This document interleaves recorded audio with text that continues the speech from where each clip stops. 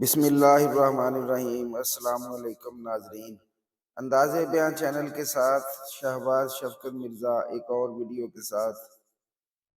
یہ واقعہ آج سے 3500 سال پہلے پیش آیا تھا۔ فرعون کے ڈوب مرنے کے بعد سمندر نے اس کی لاش کو اللہ کے حکم سے باہر پھینک دیا، جبکہ باقی لشکر کا کوئی نام و نشان نہ ملا۔ مصریوں میں سے کسی شخص نے ساحل پر پڑی اس کی لاش پہچان کر اہل دربار کو بتایا۔ فرعون کی لاش کو محل پہنچایا گیا۔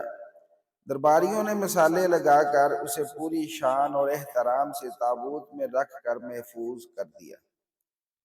حنوط کرنے کے عمل کے دوران ان سے ایک غلطی ہو گئی تھی۔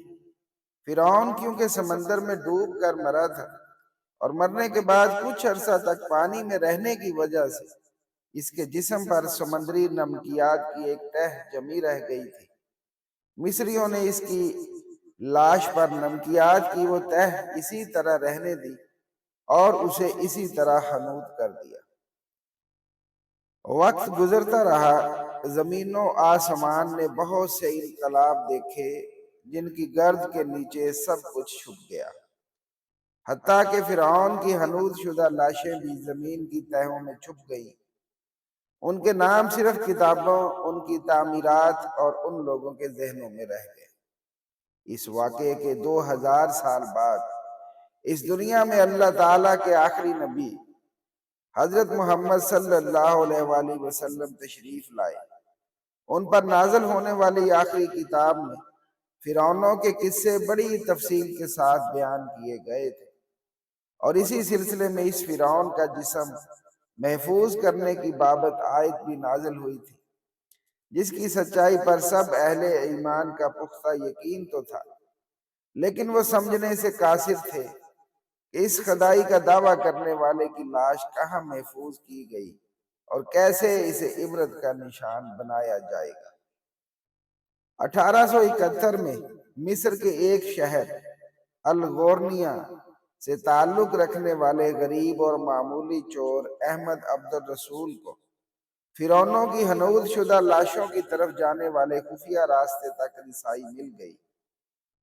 احمد عبد الرسول نوادرات چوری کر کے بیچا کرتا تھا۔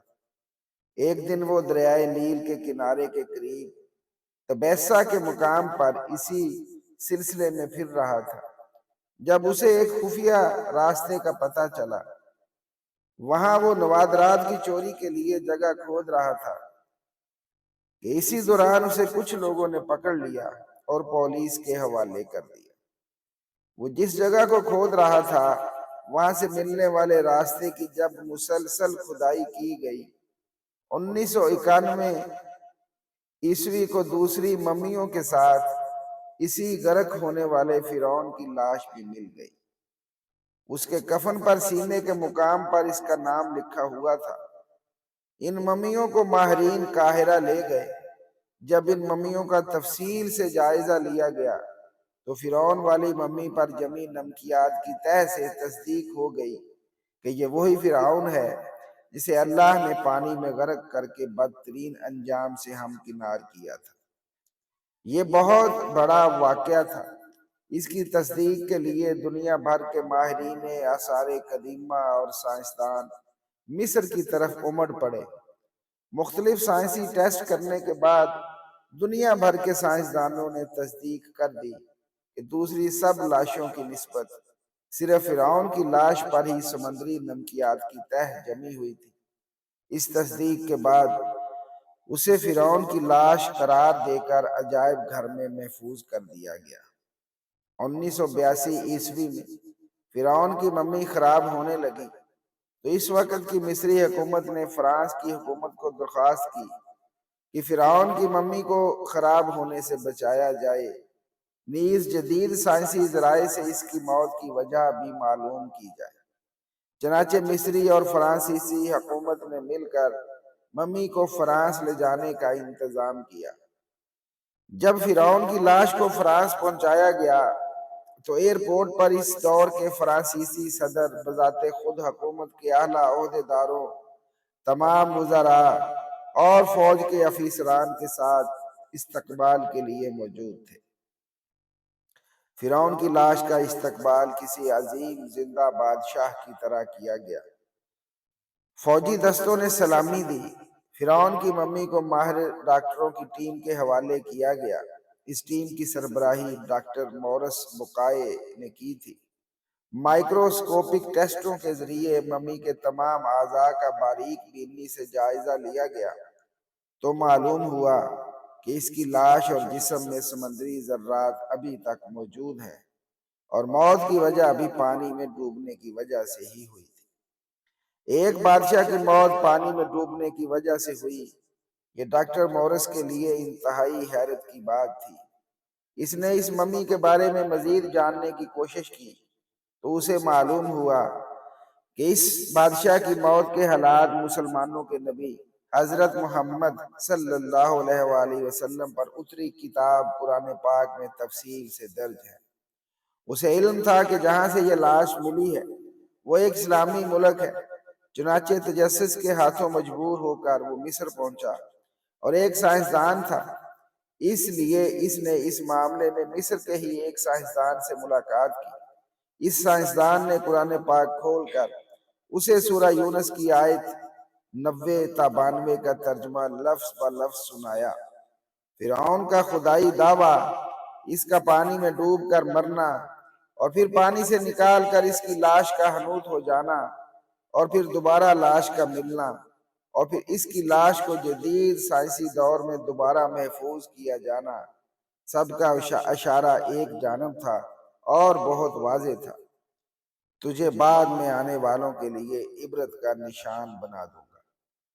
فرعون کی لاش ایسے محفوظ کر کے دنیا کے سامنے لا کر رکھ دی گئی کہ انٹرنیٹ کی ایک کلک پر رسائل و جرائد پر، ٹی وی چینلز پر اور عجائب گھر میں اربوں انسانوں کی آنکھوں کے سامنے کریہ اور پچکی ہوئی قابل ترس حالت میں موجود ہے۔